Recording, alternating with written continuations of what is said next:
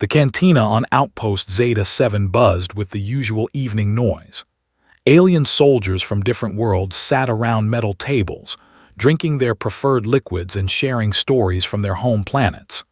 The air smelled like a mix of different atmospheres, some sweet, some sharp, some completely unrecognizable to most species present.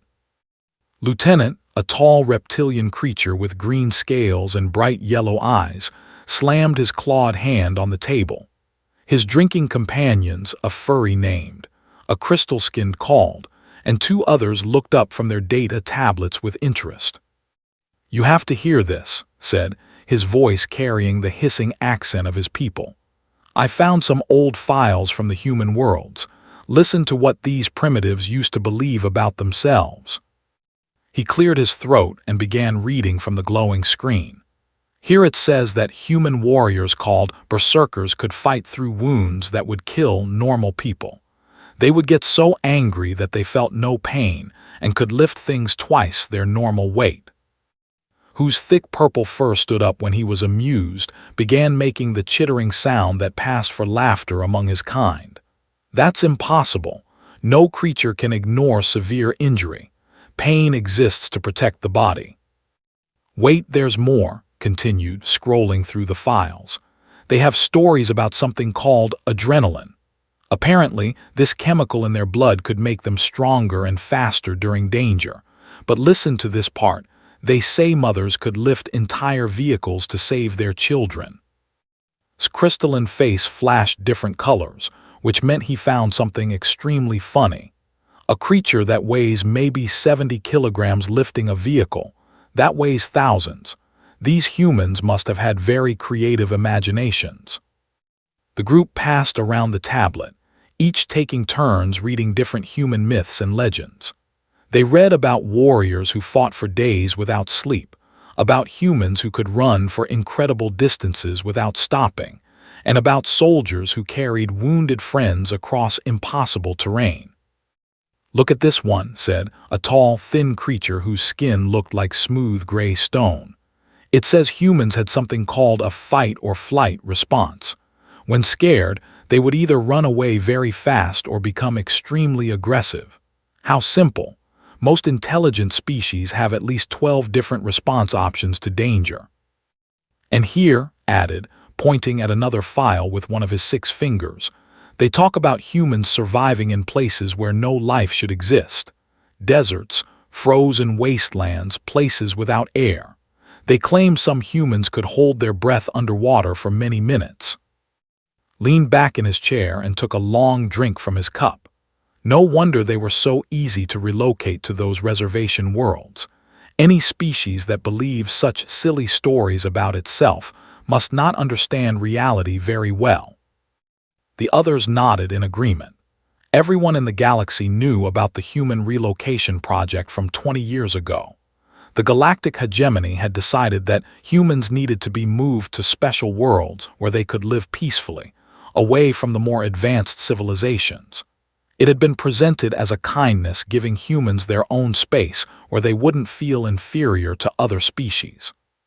"The funniest part," continued, his crystal skin now showing patterns of bright blue, "is that they seem to think being emotional made them stronger. They have all these stories about fighting harder when their friends are in danger, or becoming unstoppable when they're angry. Every logical species knows that emotions cloud judgment and make you weaker." Another alien at the table, a slug-like creature named, made a wet bubbling sound that meant he was very amused. "My favorite is this thing called second wind. They believed that when they were completely exhausted, they could suddenly become energetic again just by wanting it enough, as if tiredness was just a mental state." Scrolled to another section. Oh, and they had legends about something called last stands. Groups of humans who were surrounded and outnumbered would supposedly fight even harder instead of surrendering. The stories say they would take many enemies down with them before falling. "That makes no sense at all," said, his fur now standing straight up with amusement. "Any reasonable creature would surrender when clearly defeated. Fighting when you cannot win is just waste of life." The group spent the next hour reading more human myths and legends, each story seeming more ridiculous than the last. They read about humans diving into frozen water to save strangers, about people lifting impossibly heavy objects when family members were trapped underneath, and about warriors who fought on even when badly wounded. The most amusing thing, said thoughtfully, is that they seemed to believe these stories were real. They wrote them down like historical records, not fiction. Well, replied, that explains why they advanced so slowly compared to other species. If you spend your time believing in impossible things instead of focusing on logic and technology, you'll always be behind.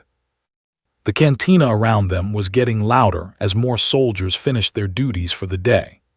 The air recycling system worked harder to handle all the different atmospheric needs, creating a soft humming sound that mixed with the various conversations happening at other tables. I almost feel bad for them, said, though his crystal skin was still showing humor patterns. Living on those reservation worlds, probably still telling these same silly stories to their children. At least they're safe there, even if they never learned the difference between fantasy and reality. Bubbled again. Can you imagine if any of these stories were actually true? A species that could become stronger when injured, that could ignore pain, that fought harder when outnumbered. They would be the most dangerous creatures in the galaxy. This comment made everyone laugh even harder. The idea seemed so absurd that they could barely contain their amusement. Good thing we know better, said, closing the tablet. These are just the dreams of a primitive species that never learned to think logically. No wonder the hegemony could relocate them so easily. The group was still chuckling and making jokes when the cantina's main door slid open. But they were too busy enjoying their discovery of human mythology to notice who had just entered. Their laughter was about to be cut very short. The heavy footsteps that entered the cantina were different from the usual sounds. These steps were slower, heavier, and carried an authority that made conversations at nearby tables grow quiet. The air seemed to change, becoming thicker with respect and a touch of fear. Was in the middle of reading another human myth when he felt a large shadow fall across their table. He looked up and immediately stopped talking. Standing behind him was General N, one of the most decorated officers in the hegemony military, and was a species known for their impressive size and strength. Even among his own people, the general was huge. He stood nearly 3 meters tall, with thick gray skin that looked like it had been carved from stone. His shoulders were so broad that they blocked the light from the ceiling panels. Scars covered his arms and face, telling stories of many battles fought across the galaxy. But what made everyone truly nervous was his cybernetic eye. The left side of his face had been replaced with advanced technology after some long-ago injury. The mechanical eye glowed with a soft red light that could analyze anything it looked at. Right now, it was focused on the data tablet in his hands. The young soldiers immediately tried to stand and salute, but N waved his massive hand for them to sit back down.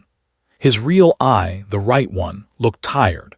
Not the tiredness that comes from lack of sleep, but the deep exhaustion that comes from seeing too much of war.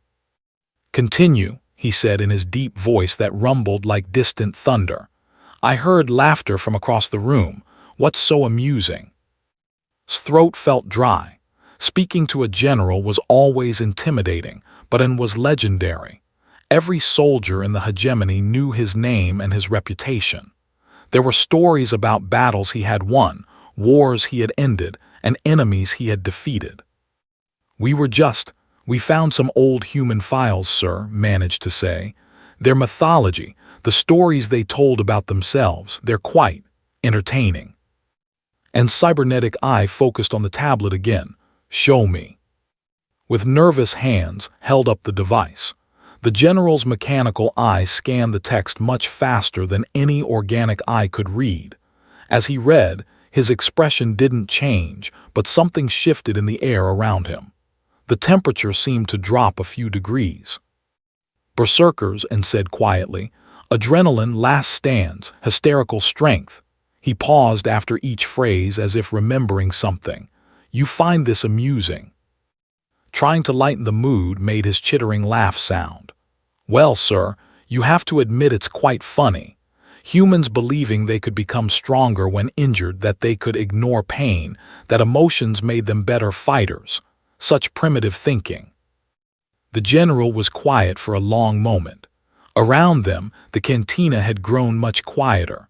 Other soldiers were watching their table, sensing that something important was happening but not sure what. "May I sit?" and asked. The young soldiers quickly made room, though the chair creaked dangerously under the general's weight. He folded his hands on the table, and they could see that even his fingers were.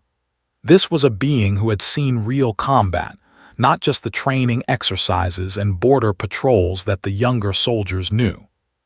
"How long have you served?" he asked the group. 3 years, sir," answered for most of them. "Ever seen actual combat?" They shook their heads. The galaxy had been peaceful for the last 20 years, ever since the human relocation project had ended the last real conflicts. Their generation had joined a military that mostly did peacekeeping and exploration duties. And nodded slowly. "I thought so. You have the look of soldiers who have never faced a real enemy." He gestured toward the tablet. "When did you say these files were from?" "Various dates, sir," answered, his crystal skin now showing nervous colors instead of amused ones. "Most seemed to be from before the relocation. Ancient human history and mythology." "Ancient," the general repeated. His cybernetic eye dimmed slightly, as if he was accessing old memories stored in its circuits. 23 years ago I was a colonel, younger than you are now and just as confident about what I knew." He paused to order a drink from a passing server. The alien server, recognizing who he was, brought the strongest alcohol available without being asked, and took a long drink before continuing. "I was assigned to the border conflicts. Do you know what those were?" The young soldiers looked at each other uncertainly. They had heard the name in history classes, but it wasn't something that was talked about much. "Small engagements," said carefully. "Before the relocation was finalized, minor conflicts with human colonies that didn't want to move to the reservation worlds." En's laugh was not pleasant. It was a bitter sound that made everyone at the table uncomfortable. Minor conflicts. Is that what they're calling them in the history books now? He took another drink, larger this time. "I was there for the last one, Battle of 442B, a small human research colony that refused to relocate. Command said it would be simple. A few hundred humans, mostly scientists and their families. We had 3 battalions of trained soldiers, the weapons, air support." The general's real eye was staring at something far away, something the others couldn't see. His voice became quieter, forcing them to lean in to hear him. "It should have been over in a few hours. Clean, efficient, minimal casualties. We would load them onto transport ships and take them to their new homes. Everyone would be safe and happy." He paused again, and in that pause, the young soldiers began to realize that something had gone very wrong at 442B. "You want to know about human mythology?" and asked, looking directly at each of them with both his organic and cybernetic eyes. "You think their stories about berserkers and last stands are funny?" None of them were laughing anymore. "I spent 72 hours on that planet. 72 hours that changed everything I thought I knew about warfare, about courage, and about what it means to be dangerous." He finished his drink and set the empty container down with a sound like thunder. "Those weren't myths you were reading, soldiers. They were instruction manuals." General and ordered another drink, this one stronger than the first. His cybernetic eye glowed brighter as he accessed files stored deep in its memory banks. The young soldiers sat perfectly still, afraid to break the silence that had fallen over their table. 442B was supposed to be a routine operation, he began, his voice carrying the weight of old memories. The planet had a small human research station, maybe 300 people total. Scientists studying the local ecosystem, their families, a handful of security guards. Nothing that 3 battalions of hegemony troops couldn't handle easily. He paused to drink, then continued. The planet was mostly forest and mountains. Beautiful place, really. The kind of world that would make a perfect vacation spot. We landed at dawn, expecting to be done by lunch. Found himself leaning forward, despite his fear. There was something in the general's voice that promised a story unlike anything he'd ever heard. The first sign that something was wrong came when we reached the research station. It was empty, not abandoned, empty, like everyone had simply vanished. No signs of panic, no evidence of rapid departure. They had just left. An's real eye focused on the distance again. My commanding officer, General K, decided we would spread out and search the surrounding area. Standard search pattern: 3 groups, maintain communication. Find the humans, load them onto the transports, go home. The general's hand traced patterns on the table surface. We had advanced sensors, aerial drones, heat detection equipment. Finding a few hundred humans in a forest should have been simple, but our sensors kept giving us strange readings. "What kind of strange?" asked quietly, his fur no longer standing up with amusement. "False positives everywhere. Heat signatures that disappeared when we got close. Movement detected in places where our eyes saw nothing. Electronic interference that made no sense. There were no power sources in the forest that could cause it." And took another drink. We spent 6 hours searching before we found the first one. A human male, maybe 40 years old, sitting by a small stream. He looked completely normal. No weapons visible, no threatening behavior. Just sitting there, watching the water flow. The cybernetic eye dimmed slightly as the general accessed more specific memories. Captain On approached him first. "Standard procedure: announce yourself, state your intentions, offer escort to the transport ships." Simple and polite. "What happened?" asked, his crystal skin showing colors that meant he was nervous. The human stood up and looked at Captain On, just looked at him. Then he said something I'll never forget. "You shouldn't have come here." The general paused, letting those words sink in. Captain On laughed. Here was one unarmed human telling a squad of armed soldiers that they shouldn't have come. It seemed ridiculous. That's when the forest exploded. The table went completely silent. Even the conversations at nearby tables seemed to have stopped, as if the entire cantina was listening to An's story. They came from everywhere at once. From the trees, from underground, from places that our sensors swore were empty. Not just the security guards, everyone. The scientists, the researchers, people who we thought were just civilians. They all fought. An's voice grew quieter, forcing the others to strain to hear him. But they didn't fight like anything we'd ever seen before. They weren't using standard tactics or formations. They moved like the forest itself had come alive and decided to kill us. A human female, maybe 60 years old, took out an entire squad with nothing but forest debris and what looked like pieces of broken equipment. She moved faster than anyone that age should be able to move, hit harder than someone her size should be able to hit. The general's cybernetic eye flickered.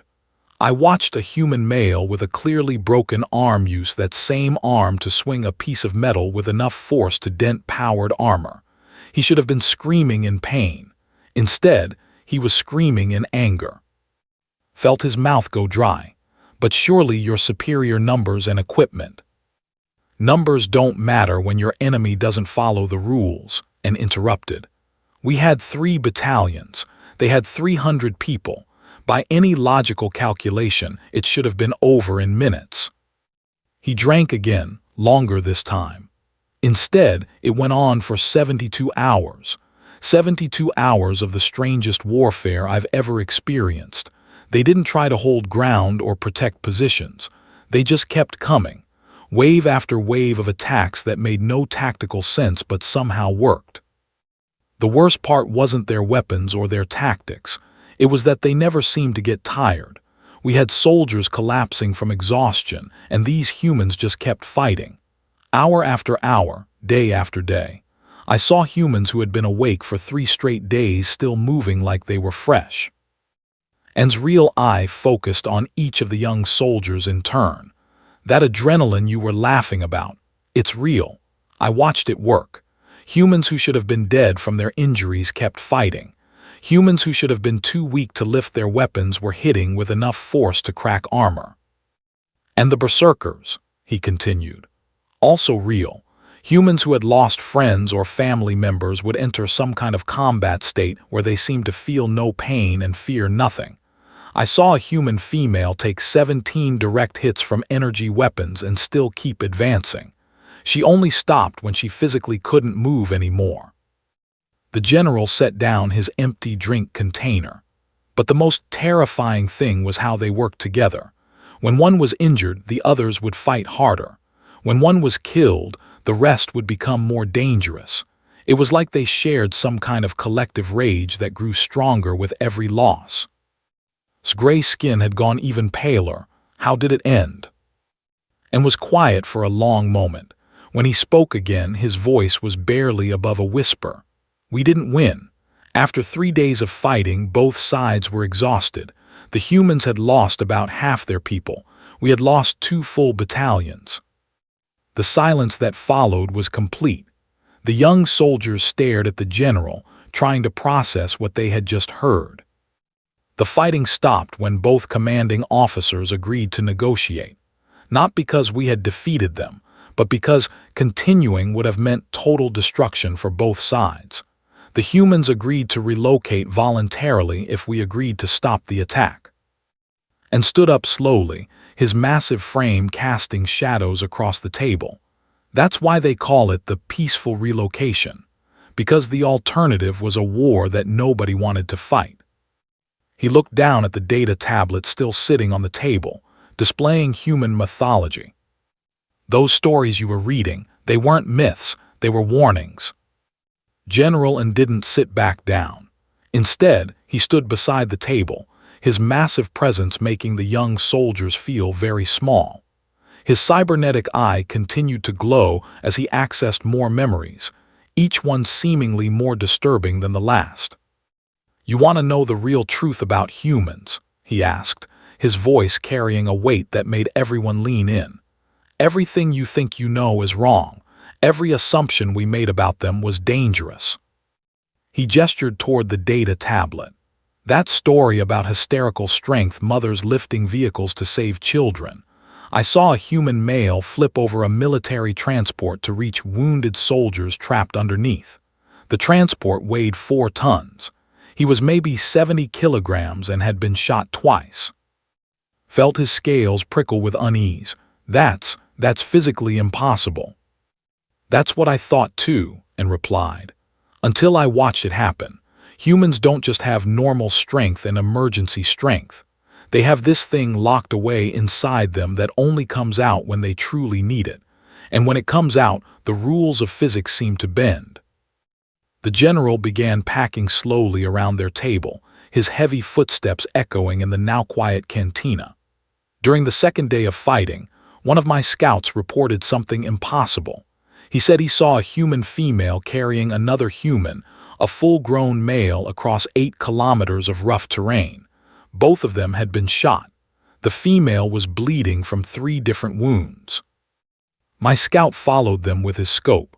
The woman never stopped, never rested, never even slowed down. She carried that man for hours, talking to him the whole time to keep him awake. When she finally reached their medical station, she collapsed, but the man she carried lived. His fur was now flat against his skin, a sign of fear among his people. How is that possible? The energy requirements alone. Humans are endurance predators, and explained. On their home world, they hunted by chasing prey until it collapsed from exhaustion. They can run for days without stopping, not fast but steady, always moving forward, always getting closer. The general stopped packing and fixed his cybernetic eye on each soldier in turn. But that's just their baseline. When they're motivated, when they're protecting someone they care about, they become something else entirely. He activated a small holographic projector built into the table. Images began appearing in the air above them, footage from his cybernetic eye's memory banks. The young soldiers watched in growing horror as scene after scene of impossible human feats played out before them. This human, and said, pointing to a figure on the hologram, fought for 16 straight hours with a punctured lung and internal bleeding. According to our medical scanners, he should have been dead after the first hour. Instead, he saved 12 of his people and took out an entire squad of our soldiers. The next image showed a human female using what looked like scrap metal and pieces of equipment to create weapons and traps. She was a botanist, a plant scientist, no military training at all, but she turned 50 square kilometers of forest into a death maze that our best soldiers couldn't navigate safely. And this, he said, as the hologram changed again, is what happens when you corner humans who have nothing left to lose. The image showed a group of humans, clearly outnumbered and making a final stand in what looked like a ruined building. Instead of surrendering or trying to escape, they had fortified their position and were fighting with a ferocity that was difficult to watch. They knew they were going to die, and said quietly. Every one of them knew it, but they kept fighting anyway, trying to take as many of us with them as possible, not because they were stupid or because they didn't understand the situation, because that's what humans do when they have no other choice. Crystal's skin was now showing rapid color changes that meant extreme distress. But why? Why not surrender and live? Because humans don't think like us, the general replied. They have this concept they call honor. It means more to them than survival sometimes. They would rather die fighting for something they believe in than live as prisoners. He changed the hologram again. This time it showed humans working together in ways that seemed to defy military logic. Instead of rigid formations and standard tactics, they flowed around each other like liquid, each one knowing instinctively where the others would be. They don't just fight as individuals, they become something larger when they work together. Each human makes all the others stronger somehow. Kill one and the rest become more dangerous. Wound one and they all fight harder to protect them. The general deactivated the hologram and sat back down, the chair creaking under his weight. But the most terrifying thing about humans isn't their strength or their endurance or their willingness to die. It's how smart they are when they're fighting for their lives. Every piece of debris became a weapon in their hands. Every feature of the landscape became a tactical advantage. They used our own equipment against us in ways our engineers said were impossible. They turned the environment itself into an ally. Had been quiet throughout most of the general's revelations, but now he spoke up in a voice that was barely audible. Sir, if humans are so dangerous, why did we agree to relocate them instead of? He didn't finish the sentence, but everyone knew what he was asking. And cybernetic eye dimmed completely for a moment before brightening again. Because the alternative was worse. Do you know what the casualty projections were for a full-scale war with humanity? The young soldiers shook their heads. 70%. 70% casualties for our forces minimum, and that was if we won. The analysts weren't sure we would win. The silence that followed was absolute. Even the background noise of the cantina seemed to have stopped. Humans had only explored maybe 1% of their galaxy when we made contact. They had colonies on perhaps 50 worlds, but every single one of those colonies was defended by people who would rather die than give up. And finished his second drink and set the container down with finality. So we offered them a deal. We would give them their own space, their own worlds, their own freedom. In exchange, they would agree to stay in that space and not expand further into the galaxy. They agreed, asked. They agreed, but not because they were afraid of us. They agreed because they didn't want to fight a war that would kill billions on both sides. The general stood up again, his massive frame casting long shadows. Humans don't want to be conquerors. They just want to be left alone. But if you don't leave them alone... He looked down at the data tablet one more time. Well, you've seen what happens when you don't leave them alone. The young soldiers sat in stunned silence, trying to process everything they had just learned. The human stories that had seemed so amusing an hour ago now felt like glimpses into a nightmare. "Sir," asked finally, his voice small and uncertain, "are they still out there, the humans?" And his expression grew, even more serious than before. "Oh yes, soldier, they're still out there. And according to recent intelligence reports, they've been busy during their 20 years of isolation. Very busy indeed." General and remained standing, his cybernetic eye now scanning beyond the table to some data stream that only he could access. The red glow grew brighter, and his expression became more troubled with each passing second. "The human reservation worlds," he said slowly, "were supposed to be limited. 57 planets in a small section of their original space. Enough room for their population to live comfortably, but not enough to become a threat again." Notice that other officers in the cantina were beginning to look their way. Word was spreading that General and was sharing classified information, and higher-ranking personnel were moving closer to listen. "What we didn't account for," the General continued, "was how quickly humans reproduce and adapt. Most species take centuries to fully colonize a new world. Humans were establishing thriving colonies in less than a decade." He pulled up a new holographic display, this one showing star charts and planetary surveys. The young soldiers stared in growing alarm at what they saw. "These are recent intelligence reports," and explained. "Instead of 57 worlds, humans now inhabit over 3,000 planets. They've turned every piece of rock, every asteroid, every space station into a potential home." The hologram zoomed in on specific systems, showing space stations that looked like nothing the hegemony had ever built. Where other species created sleek, efficient structures, humans had built what looked like floating cities, massive, irregular constructions that seemed to grow organically rather than being planned. "They haven't just been sitting quietly," the general said grimly. "They've been preparing, learning, advancing their technology at a rate our scientists call impossible." His crystal skin was now flickering between colors so rapidly that it was giving off its own light. "Preparing for what?" And his answer was interrupted by a soft chiming sound from his communication device. He touched a control on his wrist, and his cybernetic eye immediately began flashing in rapid sequences. "Incoming priority message," he announced to the cantina. His voice carried clearly across the room and every conversation stopped. "All personnel to stations. This is not a drill." But he didn't move toward the exit.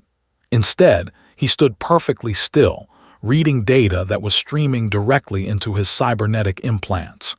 His real eye widened with each line of information he received. General asked tentatively, "What's happening?"